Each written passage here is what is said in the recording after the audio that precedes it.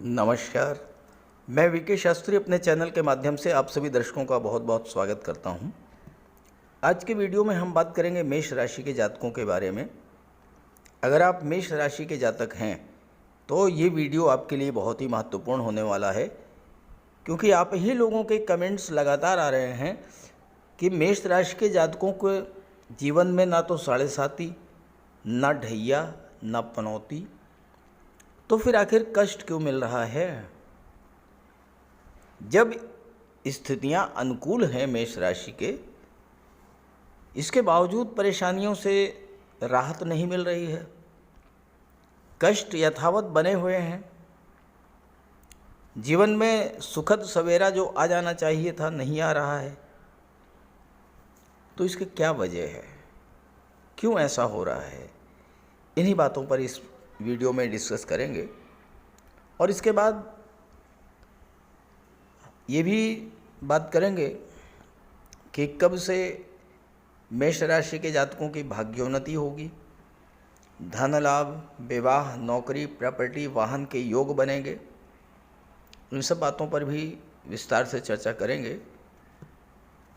ये विश्लेषण आपकी चंद्र राशि के आधार पर किया जा रहा है और वीडियो के अंत में मैं आपकी राशि के स्वामी ग्रहों के सेनापति मंगल के उपाय भी बताऊंगा।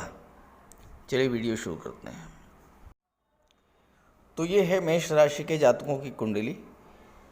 इस विश्लेषण में उन्हीं ग्रहों को कंसीडर किया जा रहा है जो अस्थायी रूप से एक ही भाव में गोचर कर रहे हैं, और जैसे देवगुरु बृहस्पति, शनिदेव, राहु, केतु।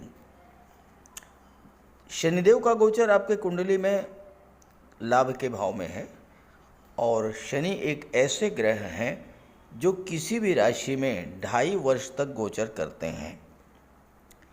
अब शनिदेव 17 जनवरी को राशि परिवर्तन करके लाभ के भाव में आ गए हैं। अब यहाँ पर शनि बहुत अच्छी स्थिति में है, क्योंकि अपनी मूल त्रिकोण राशि कुंभ राशि में गोचर कर रहे हैं।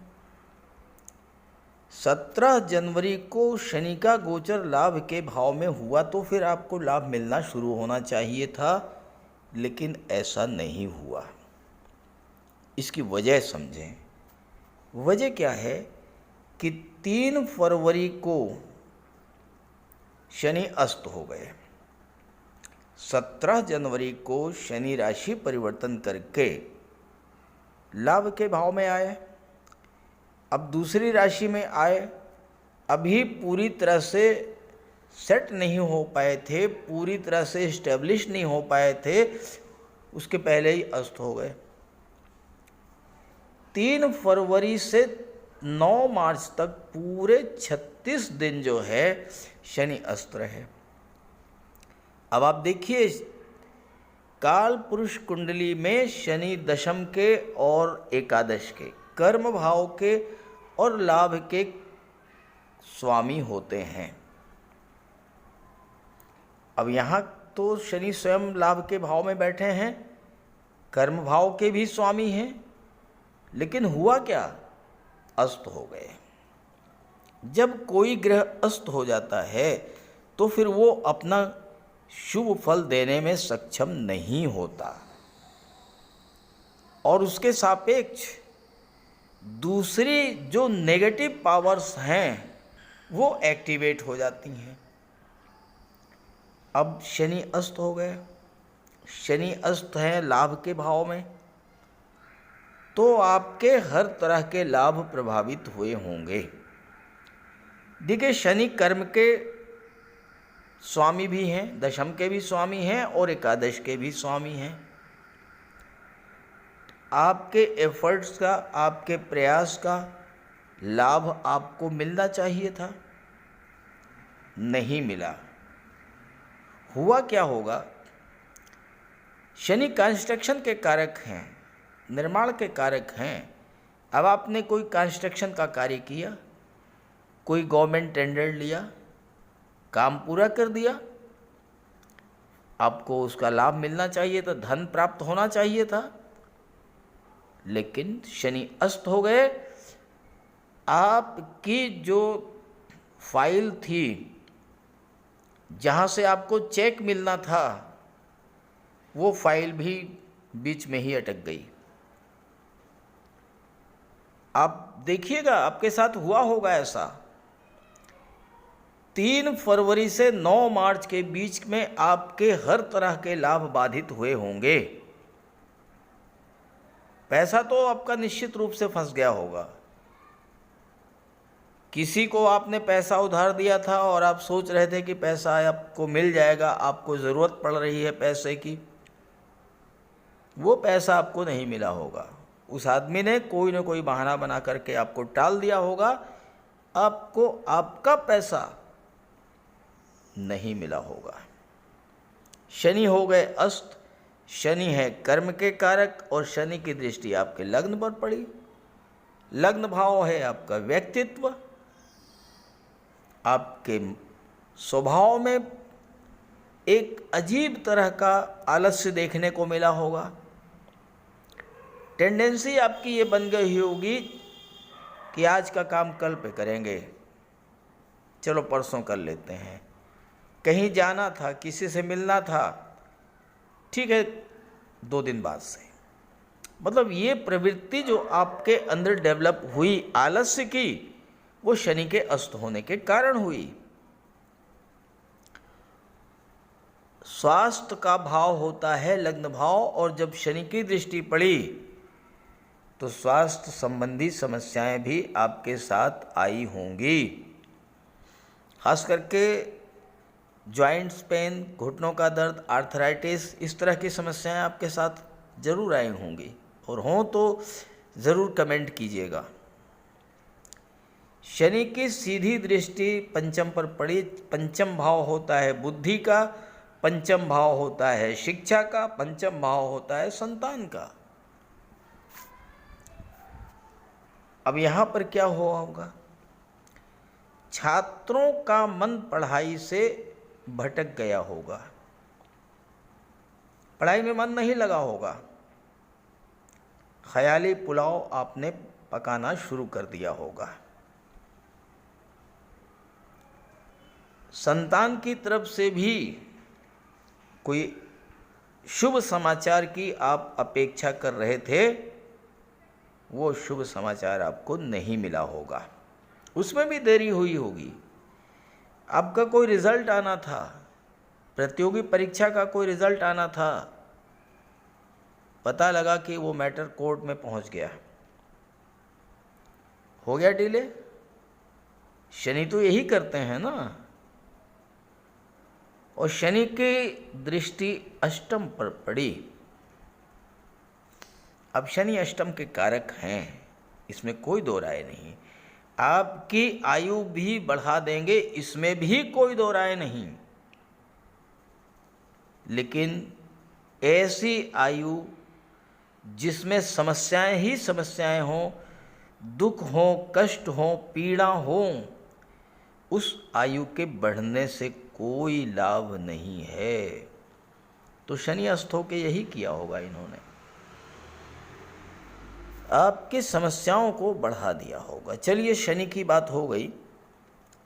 सबसे विशाल ग्रह हैं, सबसे महत्वपूर्ण ग्रह हैं, और जीवन में शनि का ही सर्वाधिक प्रभाव होता है। और ऐसे शनि 36 दिन तक तो अस्त हो गए। चलिए, अब इसके बाद उदित हो गए। अब ऐसा नहीं है कि शनि एकदम से कोई रिजल्ट दे देंगे, टाइम लगेगा, 2 महीने 4 महीने, उसके बाद शनि अपना रिजल्ट देंगे। अब इसके बाद क्या हुआ? 9 मार्च को शनि उदित हुए। देवगुरु बृहस्पति आपके लग्न में गोचर कर रहे हैं, और लग्न भाव में गुरु का गोचर बहुत महत्वपूर्ण है। लेकिन गुरु भी 31/3 को अस्त हो गए, और 27/4 तक अस्त रहे। तो गुरु के अस्त होने का क्या हुआ होगा प्रभाव? सबसे जो बड़ा इफेक्ट पड़ा होगा वो 7वें भाव पर। गुरु की दृष्टि सप्तम पर। आपके जीवन में सबसे पहली बात तो ये हुई होगी कि 31 मार्च से 27 अप्रैल तक हर तरह का शुभ कार्य वर्जित। गुरु के अस्त होने का ये इफेक्ट पता ये लगा। आपका विवाह होना था, विवाह तय भी हो गया, लेकिन डेट 27 अप्रैल के बाद मिली होगी। 31 दिन और 27/4 के बीच में विवाह हो ही नहीं सकता, क्योंकि गुरु अस्त थे। एक प्रभाव तो ये पड़ा, जब गुरु अस्त हुए सप्तम पर दृष्टि डाली। सप्तम भाव व्यापार का होता है। व्यापार में भी मंदी की स्थिति बनी होगी, क्योंकि गुरु धन के कारक होते हैं, तो धन का लाभ तो नहीं मिला होगा। गुरु की दृष्टि पंचम पर पड़ी, गुरु की दृष्टि भाग्य भाव पर पड़ी, और जब गुरु अस्त हो गए तो भाग्य भी अस्त हो गया। संतान पक्ष से भी कोई आपको सपोर्ट नहीं मिला होगा, कोई अच्छी न्यूज़ नहीं मिली होगी। शिक्षा प्रतियोगिता की दृष्टि से भी ये समय अच्छा नहीं रहा होगा। चलिए, एक तो समस्या आई अस्त होने की वजह से। एक और समस्या, और वो इससे भी बड़ी, और वो समस्या थी गुरु और राहु का गुरु चांडाल योग। गुरु और राहु का गुरु चांडाल योग प्रभावी हो गया, और ये गुरु चांडाल योग 15 जून तक प्रभावी। 15 जून के बाद मैंने एक वीडियो बनाया है, आप देख लीजिएगा, बहुत क्लियरली मैंने समझाया है। 15 जून के बाद गज लक्ष्मी योग बनेगा। गुरु राहु का गुरु चांडाल योग निष्प्रभावी हो जाएगा। लेकिन 15 जून तक तो ये प्रभावी रहा ना। और गुरु चांडाल योग जो है बहुत अच्छा नहीं, बहुत ख़राब माना जाता है, तो इसका नेगेटिव इफेक्ट तो पड़ा ही होगा। ज़्यादा विस्तार में नहीं जाते। अगली समस्या में एक और आ गई ना। एक और समस्या क्या आई कि 23/4 को बुध भी अस्त हो गए। अब बताइए कहाँ से आपको जो सफलता मिलेगी, कहाँ से आपको लाभ मिलेगा। बुध जो कि बुद्धि के कारक हैं, व्यापार के कारक हैं, इंटेलिजेंस के कारक हैं, आईटी सेक्टर के कारक हैं, जब बुध ही अस्त हो गए तो ना तो व्यापार में कोई लाभ मिला होगा, ना ही आपको आईटी सेक्टर में सफलता मिली होगी। आपकी बौद्धिक क्षमता, बोलने की क्षमता, लिखने की क्षमता, सब कुछ प्रभावित हुआ होगा। और आप देखिएगा, चेक करके आप बताइएगा कमेंट करके, 23 अप्रैल से 15 मई के बीच में व्यापारियों के लिए समय अच्छा नहीं रहा होगा। अब ये तो बुध की बात हो गई।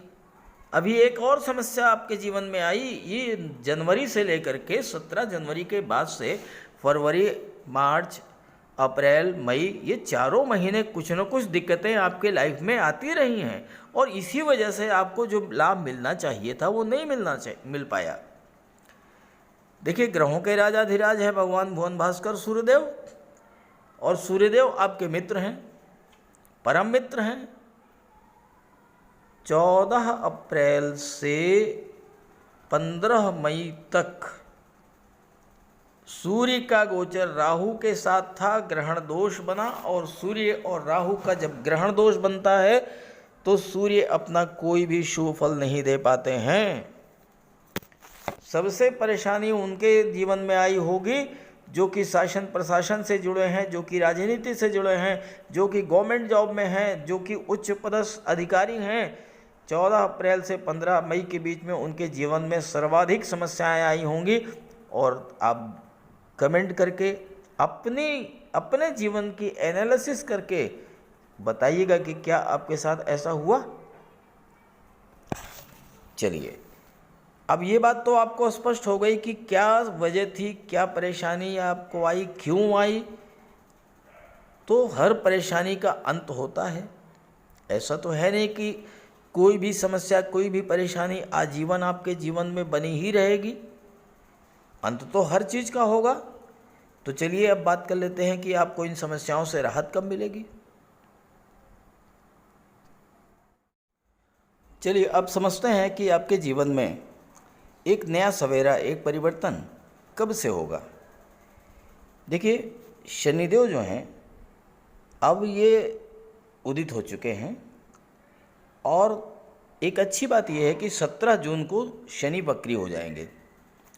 और जब कोई ग्रह वक्री होता है तो एक भाव पीछे का भी फल देता है।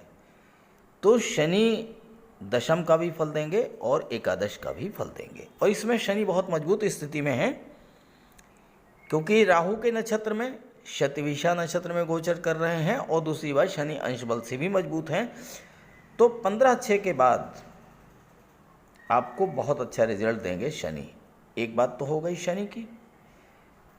15/6 को जो दूसरी महत्वपूर्ण घटना घटित होगी आपके जीवन में, वो है गुरु और राहु का गुरु चांडाल योग का निष्प्रभावी हो जाना। मैंने एक वीडियो बनाया है, आप उसको देख लीजिएगा।